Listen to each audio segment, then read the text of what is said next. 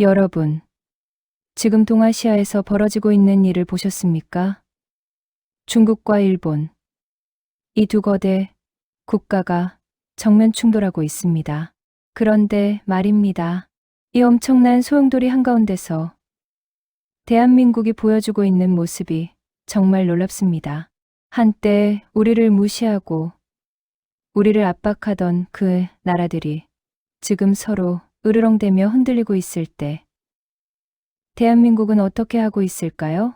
오늘 이 영상을 끝까지 보시면 여러분은 가슴이 뭉클해지실 겁니다. 우리가 얼마나 대단한 나라에 살고 있는지, 우리 선배 세대들이 만들어 놓은 이 나라가 얼마나 자랑스러운지 제대로 느끼실 수 있을 겁니다. 자, 그럼 본격적으로 시작하기 전에 여러분께 작은 부탁을 드리겠습니다. 이런 의미 있는 콘텐츠가 더 많은 분들께 전달될 수 있도록 구독 버튼과 좋아요 버튼을 꼭 눌러주시기 바랍니다. 그리고 알림 설정까지 해주시면 앞으로 대한민국의 자랑스러운 소식들을 가장 빠르게 받아보실 수 있습니다. 여러분의 구독과 좋아요 하나하나가 대한민국의 위상을 알리는 데 큰 힘이 됩니다. 부탁드립니다. 자, 이제 본격적으로 이야기를 시작해 보겠습니다. 2025년 11월, 동아시아에 찬바람이 불기 시작했습니다. 아니, 찬바람 정도가 아니라 얼음장 같은 냉기가 퍼지고 있다고 해야 정확하겠습니다. 중국과 일본, 이 두 나라 사이의 긴장이 극도로 고조되고 있는 것입니다. 일이 이렇게 된 시작은 일본 타카이치 총리의 한마디였습니다. 그는 공개석상에서 이렇게 말했습니다. 중국이 대만을 침공한다면 일본도 군사 개입을 고려할 수 있다. 이 발언은 순식간에 동아시아 전체를 뒤흔들었습니다. 왜 이 말이 그렇게 큰 파장을 일으켰을까요? 여러분도 아시다시피 중국에게 대만 문제는 그야말로 건드려서는 안 되는 핵심 중의 핵심입니다. 중국은 대만을 자국의 영토로 간주하고 있고 어떤 외국의 개입도 절대 용납하지 않는다는 입장을 수십 년간 고수해왔습니다. 그런데 일본 총리가 바로 그 레드라인을 공개적으로, 그것도 아주 강하게 건드린 것입니다. 중국의 반응은 즉각적이었습니다. 외교부 대변인이 나와서 강력하게 항의했고 곧이어 실질적인 조치들이 쏟아져 나왔습니다. 일본 여행 자제령이 내려졌고 양국 간 인적 교류가 급격히 축소되기 시작했습니다. 중국의 소셜미디어에서는 일본 여행 취소 인증이 유행처럼 번졌고 그동안 일본을 찾던 수많은 중국인 관광객들의 발길이 뚝 끊겼습니다. 이 여파는 즉시 경제로 번졌습니다. 일본의 관광 관련 주식들이 급락했고 소매업체들의 주가도 함께 흔들렸습니다. 도쿄와 오사카의 번화가에서 흔히 볼 수 있던 중국인 관광객 단체들의 모습이 사라지기 시작했습니다. 일본 경제의 큰 축을 담당하던 중국인 관광 수요가 한순간에 증발하고 있는 것입니다. 그런데 말입니다, 여러분. 이 상황을 보면서 우리는 무엇을 느껴야 할까요? 한때 우리나라를 압박하던 중국, 그리고 역사 문제로 끊임없이 우리를 괴롭히던 일본. 이 두 나라가 지금 서로 충돌하며 흔들리고 있습니다. 그런데 대한민국은 어떻습니까? 우리는 이 소용돌이 속에서도 놀라울 정도로 안정적인 모습을 보이고 있습니다. 우리 정부는 냉철하게 상황을 분석하고 있습니다. 어느 한쪽에 치우치지 않으면서도 우리의 국익을 정확히 지키는 외교를 펼치고 있습니다. 중국과 일본이라는 두 거인이 싸우는 동안 대한민국은 묵묵히 자신의 길을 걸어가고 있는 것입니다. 이것이 가능한 이유가 무엇일까요? 바로 우리가 더 이상 약소국이 아니기 때문입니다. 우리 선배 세대들이 피땀 흘려 일궈낸 경제력, 우리가 쌓아올린 국제적 위상, 그리고 우리만의 독자적인 외교 역량, 이 모든 것이 지금 이 순간 빛을 발하고 있습니다. 한국전쟁의 폐허 속에서 시작한 나라가 이제는 세계 10위권의 경제 강국이 되었습니다. 한때 원조를 받던 나라가 이제는 원조를 주는 나라가 되었습니다. 그리고 강대국들의 눈치를 봐야 했던 나라가 이제는 당당하게 자신의 목소리를 내는 나라가 되었습니다. 중국과 일본의 갈등을 보면서 우리는 새삼 깨닫게 됩니다. 대한민국이 얼마나 단단하게 성장했는지를, 우리가 얼마나 안정적인 국가로 발전했는지를, 그리고 우리 선배 세대들의 희생과 노력이 얼마나 값진 것이었는지를 말입니다. 1960년대 우리 국민 소득이 100달러도 안 되던 시절이 있었습니다. 그때 누가 상상이나 했겠습니까? 60년이 지난 지금 대한민국이 3만 달러가 넘는 선진국이 될 줄을. 중국과 일본이 충돌할 때 우리가 당당하게 중립을 지킬 수 있는 나라가 될 줄을. 여러분, 이것이 바로 우리가 살고 있는 대한민국입니다. 강대국들이 흔들릴 때도 우리는 흔들리지 않습니다. 왜냐하면 우리에게는 그들이 가지지 못한 것이 있기 때문입니다. 바로 균형 잡힌 시각과 실용적인 외교, 그리고 무엇보다 강한 국력입니다. 중국과 일본이 서로를 향해 으르렁대는 동안 한국은 조용히 미소 짓고 있습니다. 우리는 누구의 편도 들 필요가 없습니다. 우리는 그저 우리의 길을 가면 됩니다. 그리고 그 길은 지금까지 우리가 걸어온 것처럼 계속해서 위로 향하는 길입니다. 자, 이제 좀 더 구체적으로 들어가 보겠습니다. 중일 갈등 속에서 대한민국이 보여주고 있는 외교적 성숙함에 대해 말씀드리겠습니다. 여러분, 외교라는 것이 무엇입니까? 단순히 큰 나라 편을 드는 것이 외교입니까? 아닙니다. 진짜 외교는 우리의 국익을 최대화하면서도 어느 쪽과도 좋은 관계를 유지하는 것입니다. 그리고 대한민국은 지금 바로 그 외교를 하고 있습니다. 중국과 일본이 충돌했을 때 과거의 한국이었다면 어떻게 했을까요? 아마도 큰 혼란에 빠졌을 것입니다. 어느 편을 들어야 할지 고민하고 강대국의 눈치를 보느라 전전긍긍했을 것입니다. 하지만 지금의 대한민국은 다릅니다. 우리 정부는 이번 사태에 대해 명확한 입장을 밝혔습니다. 한반도 평화와 동아시아 안정이 최우선이며 모든 당사국들이 대화를 통해 문제를 해결하기를 바란다. 이 한 문장 속에 얼마나 많은 지혜가 담겨 있는지 아십니까? 첫째, 우리는 어느 한쪽 편을 들지 않았습니다. 중국의 입장도 일본의 입장도 지지하지 않았습니다. 대신 평화와 안정이라는 보편적 가치를 내세웠습니다. 이것이야말로 진정한 중립입니다. 둘째, 우리는 당사자로 나서지 않았습니다. 대만 문제는 기본적으로 중국과 대만, 그리고 개입하려는 일본의 문제입니다. 한국이 여기에 깊이 개입할 이유가 없습니다. 우리는 우리의 일에 집중하면 됩니다. 셋째, 우리는 대화를 강조했습니다. 무력이나 압박이 아닌 대화를 통한 해결. 이것은 한국이 오랫동안 국제사회에서 주장해온 원칙이기도 합니다. 우리는 이 원칙을 일관되게 유지하고 있습니다. 이러한 외교적 자세는 하루아침에 만들어진 것이 아닙니다. 지난 수십 년간 우리가 쌓아온 경험과 노하우의 결실입니다. 1990년대 초 우리는 북방 외교를 성공시켰습니다. 공산권, 국가들과의 수교를 이뤄내면서도 기존 우방국들과의 관계를 유지했습니다. 2000년대에는 남북관계 개선을 추진하면서도 한미동맹을 더욱 공고히 했습니다. 2010년대에는 중국과의 경제협력을 강화하면서도 일본과의 관계도 관리했습니다. 이 모든 과정에서 우리가 배운 것은 무엇입니까? 바로 균형입니다. 어느 한쪽에 치우치지 않으면서도 모든 쪽과 좋은 관계를 유지하는 것. 이것이 한국 외교의 핵심입니다. 그리고 지금 그 균형 외교가 빛을 발하고 있습니다. 중국과 일본이 충돌하는 상황에서도 한국은 양쪽 모두와 정상적인 관계를 유지하고 있습니다. 중국과의 무역은 계속되고 일본과의 경제협력도 이어지고 있습니다. 더 놀라운 것은 이 과정에서 한국의 위상이 오히려 높아지고 있다는 점입니다. 중국도 일본도 이제 한국을 함부로 대할 수 없습니다. 왜냐하면 한국이 동아시아에서 중요한 균형추 역할을 하고 있다는 것을 그들도 알기 때문입니다. 한국의 GDP는 이미 1조 8천억 달러를 넘어섰습니다. 세계 10위권의 경제대국입니다. 우리의 반도체는 세계 시장의 절반 이상을 장악하고 있습니다.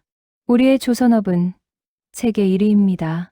우리의 K 콘텐츠는 전 세계를 열광시키고 있습니다. 이런 한국을 중국이나 일본이 무시할 수 있겠습니까? 절대 그럴 수 없습니다. 그들도 한국과의 관계가 얼마나 중요한지 잘 알고 있습니다. 그래서 그들은 한국에게 자신들의 편을 들라고 강요하지 못합니다.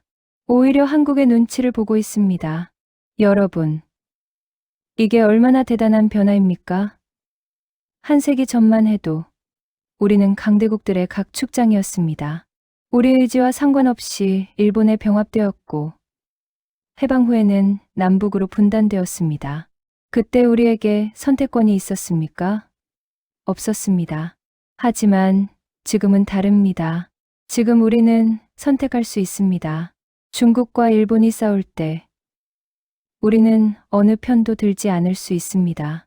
우리는 우리의 길을 선택할 수 있습니다. 이것이 바로 진정한 독립이고 진정한 주권입니다.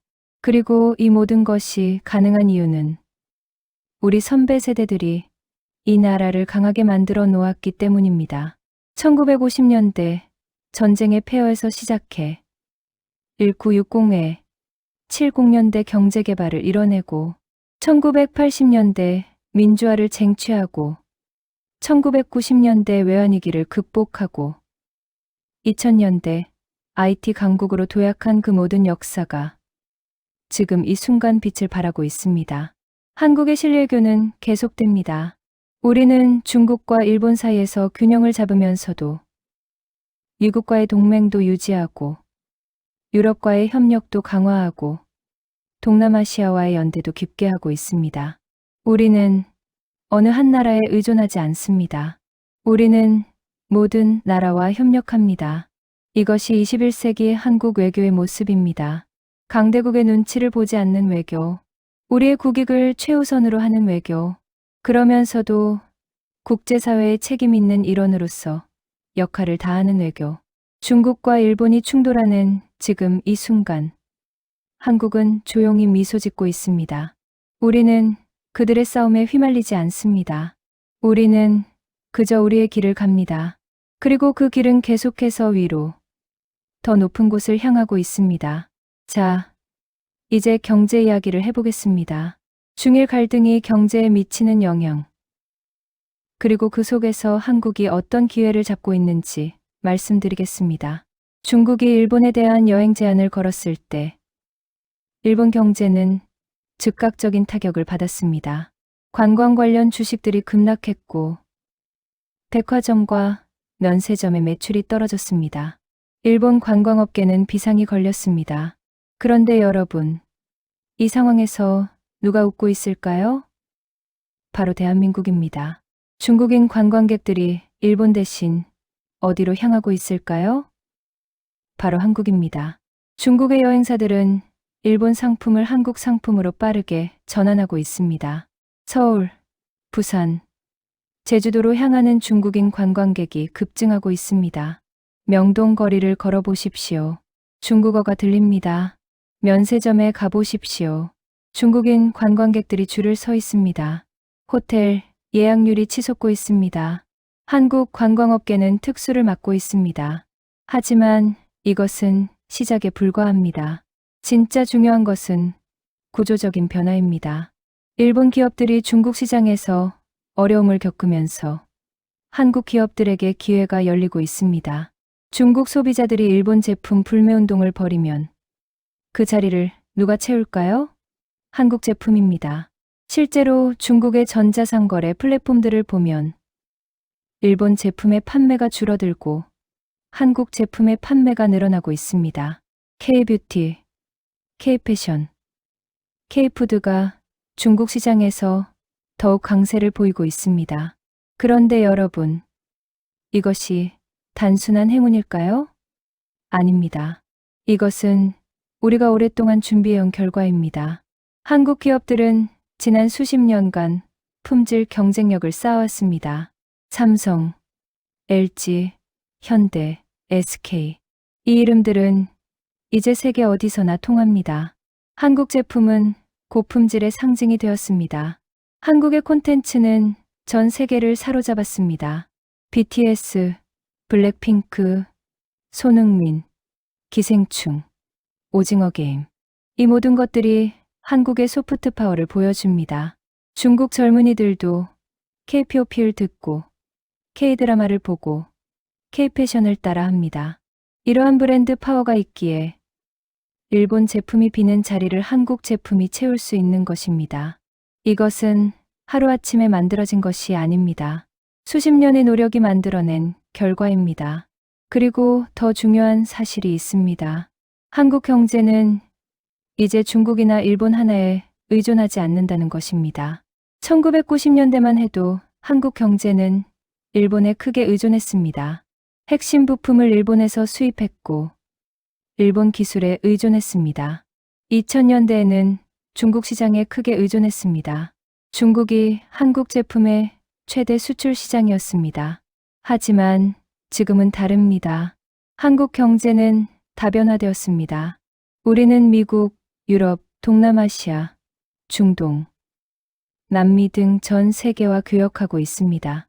한 나라에 문제가 생겨도 다른 나라들이 그 빈자리를 채워줍니다. 더욱이 한국은 이제 핵심 기술을 가지고 있습니다. 반도체 기술은 세계 최고 수준입니다. 배터리 기술도 세계를 선도합니다. 조선 기술은 누구도 따라올 수 없습니다. 이제 다른 나라들이 한국 기술을 필요로 합니다. 중국과 일본이 싸우는 동안 한국 기업들은 조용히 전진하고 있습니다. 삼성전자는 세계 최고의 반도체를 만들고 있습니다. 현대자동차는 전기차 시장에서 두각을 나타내고 있습니다. LG에너지솔루션은 전 세계 배터리를 공급하고 있습니다. 이것이 바로 한국 경제의 저력입니다. 외부 충격에도 흔들리지 않는 경제, 위기를 기회로 만드는 경제, 그리고 계속해서 성장하는 경제. 여러분, 우리가 여기까지 오는데 얼마나 많은 노력이 있었는지 아십니까? 1960년대. 우리는 세계 최빈국 중 하나였습니다. 먹고 살기도 힘들었습니다. 그때 박정희 대통령은 경제개발 5개년 계획을 시작했습니다. 우리도 잘 살 수 있다는 꿈을 가지고 시작했습니다. 1970년대 우리는 중화학공업을 일으켰습니다. 포항제철이 세워졌고 조선소가 만들어졌고 자동차 공장이 돌아갔습니다. 밤낮 없이 일했습니다. 땀과 눈물로 공장을 돌렸습니다. 1980년대 우리는 전자산업에 뛰어들었습니다. 반도체, TV, 냉장고, 세계 시장에 도전했습니다. 처음에는 무시당했습니다. 한국이 무엇을 만들겠느냐고 비웃었습니다. 하지만 우리는 포기하지 않았습니다. 1990년대 우리는 외환위기를 맞았습니다. IMF의 구제금융을 받아야 했습니다. 나라가 망할 뻔했습니다. 하지만 국민들이 나섰습니다. 금 모으기 운동을 했습니다. 모두가 허리띠를 졸랐습니다. 그리고 우리는 2년 만에 위기를 극복했습니다. 2000년대 우리는 IT 강국으로 도약했습니다. 초고속 인터넷이 전국에 깔렸습니다. 온라인 게임이 세계를 석권했습니다. 한류가 시작되었습니다. 2010년대 우리는 문화 강국이 되었습니다. K-팝이 세계를 열광시켰습니다. K-드라마가 넷플릭스를 장악했습니다. 한국 영화가 오스카를 받았습니다. 그리고 2020년대 우리는 선진국의 반열에 올랐습니다. 지칠 국가들과 어깨를 나란히 하고 있습니다. 세계가 한국을 주목하고 있습니다. 이 모든 것이 60년 만에 일어난 일입니다. 세계 역사상 유례없는 발전입니다. 이것을 한강의 기적이라고 부릅니다. 그 기적을 만든 것은 누구입니까? 바로 우리 국민들입니다. 전쟁의 폐허 속에서도 희망을 잃지 않았던 세대, 가난 속에서도 자식 교육의 모든 것을 쏟아부었던 부모님들, 공장에서, 사무실에서, 연구실에서 밤낮 없이 일했던 근로자들. 이 모든 분들이 만든 기적입니다. 그 결과가 지금입니다. 중국과 일본이 충돌할 때 우리가 그 틈새에서 기회를 잡을 수 있는 것. 이것이 우리 선배 세대들이 만들어 놓은 기반이 있기에 가능한 일입니다. 한국 경제는 계속 전진합니다. 중일 갈등 같은 외부 요인이 있어도 우리는 우리의 길을 갑니다. 우리에게는 기술이 있고, 인재가 있고, 열정이 있습니다. 앞으로 10년, 20년 후를 상상해 보십시오. 한국은 어디까지 갈 수 있을까요? GDP 3조 달러. 세계 5위권 경제대국. 충분히 가능합니다. 우리가 지금까지 해온 것을 보면 불가능한 것이 없습니다. 중국과 일본이 싸우는 동안 한국은 묵묵히 앞으로 나아갑니다. 우리는 그들의 싸움에 휘말리지 않습니다. 우리는 그저 우리가 해야 할 일을 합니다. 경제를 발전시키고 기술을 개발하고 국민의 삶을 더 나아지게 만듭니다. 이것이 대한민국입니다. 위기를 기회로 바꾸는 나라, 어려움 속에서도 길을 찾는 나라, 그리고 끊임없이 앞으로 나아가는 나라입니다. 이제 문화와 외교 이야기를 해보겠습니다. 경제력만으로는 진정한 강국이 될 수 없습니다. 문화적 영향력과 외교적 역량이 뒷받침되어야 합니다. 그리고 대한민국은 이 두 가지 모두에서 놀라운 성과를 내고 있습니다. 중국과 일본의 갈등을 보면서 세계는 한국에 주목하고 있습니다. 한국은 어떻게 대응할까? 한국의 입장은 무엇일까? 이런 질문들이 국제사회에서 나오고 있습니다. 이것 자체가 한국의 위상을 보여주는 것입니다. 불과 30년 전만 해도 상상할 수 없는 일입니다. 그때 한국은 국제사회에서 목소리가 작았습니다. 강대국들의 결정을 따라가기 바빴습니다. 하지만 지금은 다릅니다. 지금 한국은 국제사회에서 중요한 목소리를 내고 있습니다. 이것이 가능한 이유는 무엇일까요? 바로 한국의 소프트 파워 때문입니다. BTS를 보십시오. 전 세계 젊은이들이 열광합니다. UN 연설을 하고 백악관을 방문합니다. 한국 아이돌 그룹이 세계 정상들과 만나고 있습니다. 이것이 바로 문화의 힘입니다. K-드라마를 보십시오. 넷플릭스 세계 순위를 한국 작품들이 장악하고 있습니다. 오징어 게임은 전 세계를 충격에 빠뜨렸습니다. 더 글로리는 수억 명이 시청했습니다. 한국 드라마가 세계인의 일상이 되었습니다. K영화를 보십시오. 기생충이 오스카 4개 부문을 휩쓸었습니다. 미나리가 오스카 여우조연상을 받았습니다. 부산국제영화제는 아시아 최대 영화제가 되었습니다. 한국 영화가 세계 영화계의 중심에 서 있습니다. 이 모든 것이 한국의 이미지를 바꾸고 있습니다. 예전에 한국 하면 무엇이 떠올랐습니까? 전쟁, 분단, 가난, 이런 것들이었습니다. 하지만 지금은 다릅니다. 지금 한국 하면 무엇이 떠오릅니까?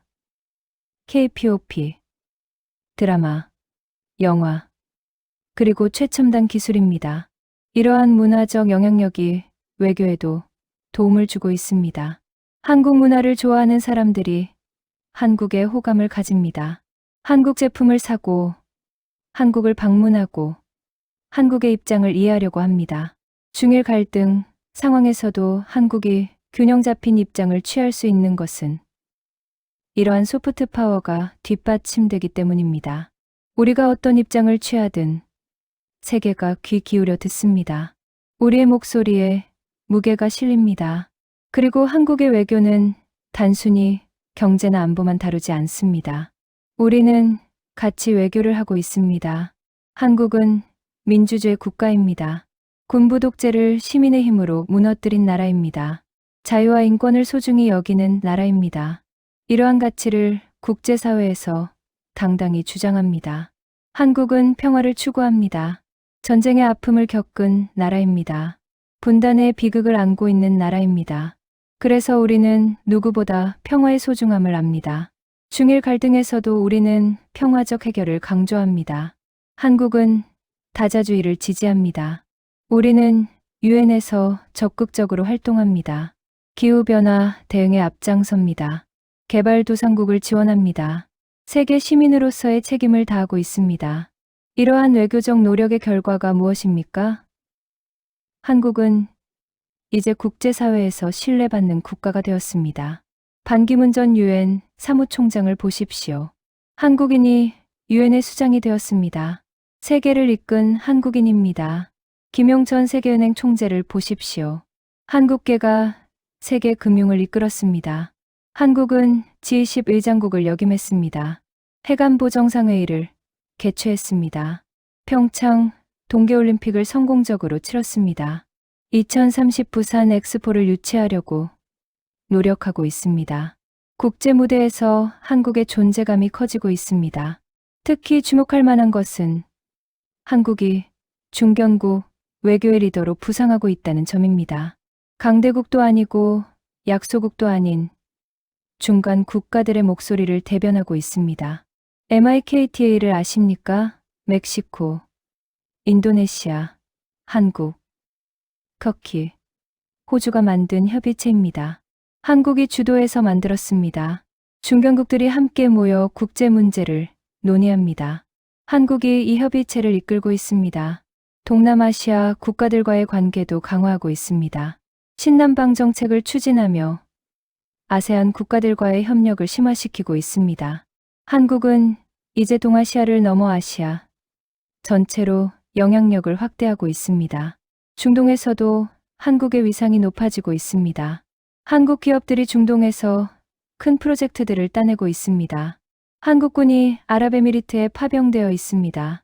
중동 국가들이 한국을 신뢰하고 있습니다. 아프리카에서도 한국은 활발하게 움직이고 있습니다. 개발 원조를 제공하고 기술을 전수하고 투자를 늘리고 있습니다. 한국처럼 발전하고 싶다는 것이 아프리카 국가들의 꿈입니다. 이 모든 것이 의미하는 바가 무엇입니까? 한국이 이제 진정한 글로벌 국가가 되었다는 것입니다. 우리의 시야는 더 이상 동아시아에 국한되지 않습니다. 우리는 전 세계를 무대로 활동하고 있습니다. 중국과 일본이 자신들의 문제로 싸우는 동안 한국은 세계로 나아가고 있습니다. 우리는 그들의 갈등에 묶여 있지 않습니다.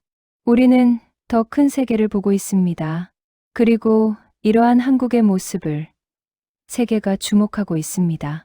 한국은 어떻게 이렇게 빨리 성장했는가? 한국의 비결은 무엇인가? 우리도 한국처럼 될 수 있을까? 이런 질문들이 세계 곳곳에서 나오고 있습니다.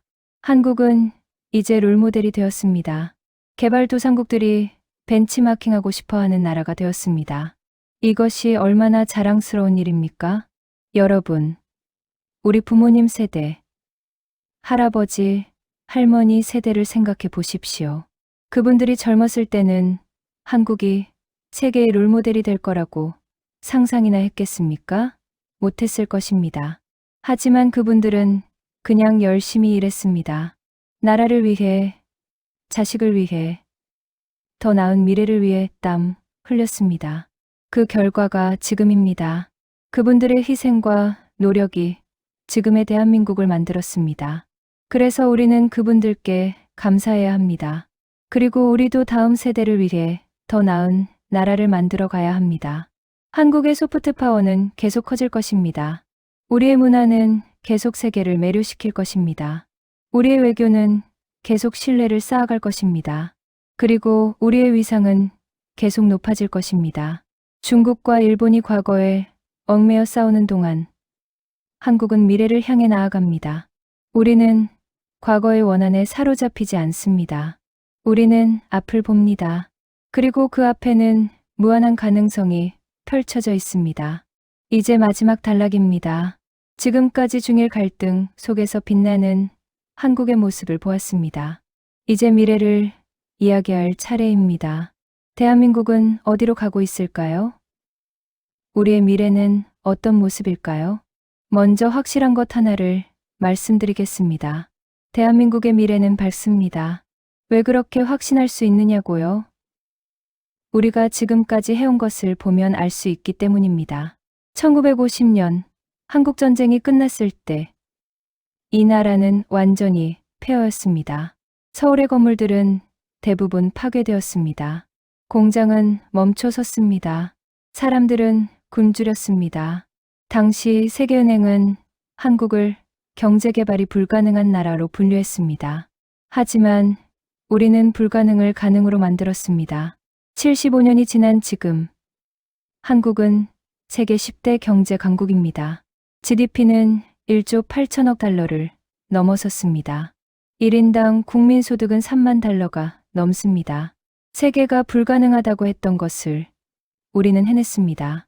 이러한 역사를 가진 나라가 앞으로 무엇을 이루지 못하겠습니까?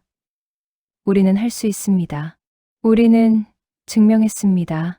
지금 중국과 일본이 충돌하고 있습니다. 이것은 그들의 문제입니다. 우리의 문제가 아닙니다. 우리는 그들의 싸움에 휘말릴 필요가 없습니다.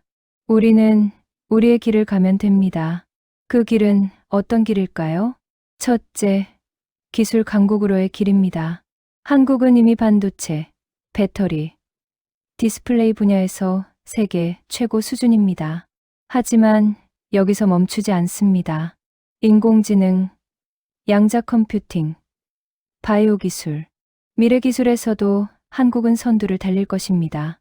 삼성전자가 발표한 이나노 반도체를 보십시오. 세계에서 가장 앞선 기술입니다. SK하이닉스의 HBM 메모리를 보십시오. 인공지능 시대의 핵심 부품입니다. 한국 기업들이 미래를 만들어가고 있습니다. 둘째, 문화 강국으로의 길입니다.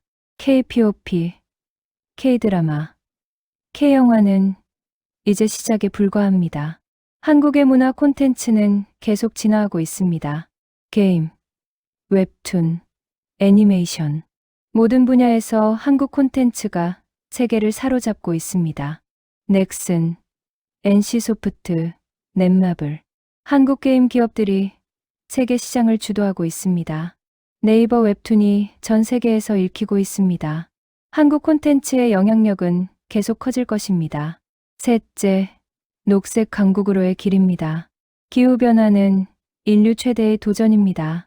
한국은 이 도전에 적극적으로 응답하고 있습니다. 2050 탄소 중립을 선언했습니다.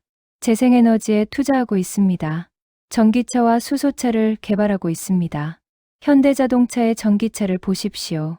세계 시장에서 인기를 끌고 있습니다. 한화큐셀의 태양광 패널을 보십시오. 세계 곳곳에 설치되고 있습니다. 한국이 녹색 미래를 만들어가고 있습니다. 넷째, 평화 강국으로의 길입니다. 한반도의 평화는 여전히 과제로 남아 있습니다. 하지만 우리는 포기하지 않습니다. 대화를 통한 평화, 교류를 통한 화해를 계속 추구할 것입니다. 통일은 언젠가 올 것입니다. 그때 한반도는 새로운 경제 대국으로 도약할 것입니다. 남한의 기술과 자본, 북한의 자원과 노동력이 결합되면 그 잠재력은 무한합니다. 통일 한국은 동북아시아의 중심이 될 것입니다. 다섯째, 글로벌 리더 국가로의 길입니다. 한국은 이제 세계 문제에 적극적으로 참여하고 있습니다.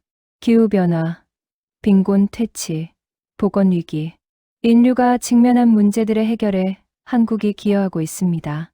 코로나19 팬데믹 때를 생각해 보십시오. 한국의 K방역이 세계의 모범이 되었습니다. 한국의 진단키트가 세계로 수출되었습니다. 위기의 순간에 한국이 세계를 도왔습니다. 이러한 5가지 길을 걸어가면서 한국은 계속 성장할 것입니다. 2030년에는 GDP 2조 5천억 달러를 넘어설 것입니다. 2040년에는 GDP 3조 달러가 넘는 진정한 선진 강국이 될 것입니다. 그리고 그때 한국은 어떤 모습일까요?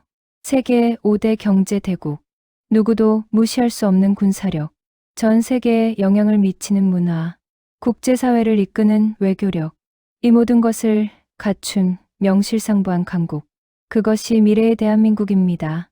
중국과 일본은 여전히 과거의 문제로 갈등할지도 모릅니다. 하지만 그때 한국은 그들과는 다른 차원에 있을 것입니다. 우리는 과거에 얽매이지 않습니다. 우리는 미래를 만들어 갑니다.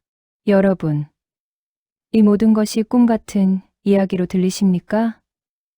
하지만 75년 전의 한국을 생각해 보십시오.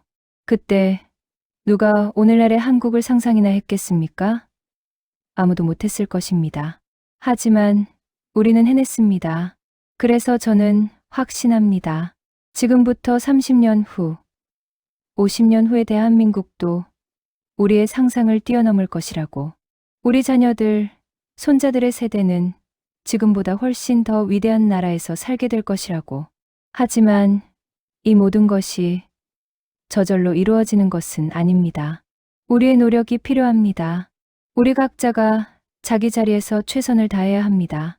학생이라면 열심히 공부하십시오. 여러분이 미래 한국을 이끌 인재입니다. 직장인이라면 맡은 일에 최선을 다하십시오. 여러분의 노력이 한국 경제를 지탱합니다. 기업인이라면 혁신하십시오. 여러분의 도전이 한국을 앞으로 나아가게 합니다. 그리고 무엇보다 자부심을 가지십시오. 우리는 대한민국 국민입니다. 불가능을 가능으로 만든 민족의 후예입니다. 전쟁의 폐허에서 선진국을 만들어낸 사람들의 자손입니다. 중국과 일본이 싸우든 말든 그것은 중요하지 않습니다. 우리는 우리의 길을 갑니다. 그 길은 지금까지 그려왔듯이 계속해서 위로 향할 것입니다. 75년 전 우리 조상들은 폐허 속에서 꿈을 꾸었습니다. 언젠가 우리도 잘 살 수 있을 것이다. 그 꿈은 이루어졌습니다. 지금 우리는 선진국에 살고 있습니다. 이제 우리 차례입니다. 우리도 꿈을 꾸어야 합니다. 우리 자녀들은 더 위대한 나라에서 살게 될 것이다. 이 꿈도 반드시 이루어질 것입니다. 왜냐하면 우리는 대한민국 국민이기 때문입니다. 대한민국 만세, 우리의 미래 만세. 우리 모두가 함께 만들어갈 더 위대한 내일을 향해 힘차게 나아갑시다. 여러분, 긴 영상 끝까지 시청해 주셔서 진심으로 감사드립니다. 오늘 우리는 중일 갈등이라는 국제 정세 속에서 대한민국이 얼마나 당당하고 자랑스러운 모습을 보여주고 있는지 함께 확인했습니다. 경제적으로, 외교적으로, 문화적으로 모든 면에서 대한민국은 빛나고 있습니다. 이것은 우리 선배 세대들이 피땀 흘려 만들어 놓은 결과입니다. 그리고 이제 우리가 그 유산을 이어받아 더 위대한 대한민국을 만들어갈 차례입니다. 이 영상이 도움이 되셨다면 구독과 좋아요 부탁드립니다. 그리고 주변 분들께도 많이 공유해 주시기 바랍니다. 특히 우리 어르신들, 대한민국의 발전을 직접 몸으로 체험하신 분들께 이 영상을 보여드리시면 분명 큰 감동을 받으실 것입니다. 다음에도 대한민국의 자랑스러운 이야기들로 찾아뵙겠습니다. 감사합니다. 대한민국 파이팅!